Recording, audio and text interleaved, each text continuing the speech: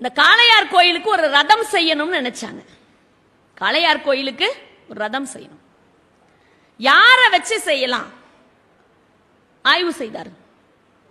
அப்ப அங்க இருக்கிறவர்கள்லாம் சொன்னாங்க, நல்ல மர வேலைப்பாடுகள் செய்ய தெரிஞ்சவர் நம்ம குப்பமுத்து ஆசாரி, அவரை கூப்பிட்டு செய்ய சொல்லலாம். அவரை கூப்பிட்டு அரசன் சொன்னார், நீ தான் தேர் செய்யணும்.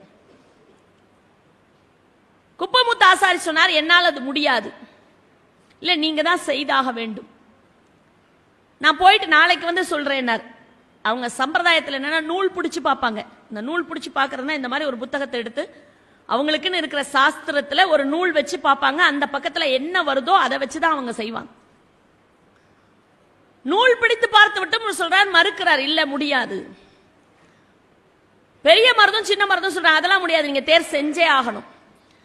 அப்ப உடனே குப்பமுத்து ஆசாரி கேட்கிறார், சரி நான்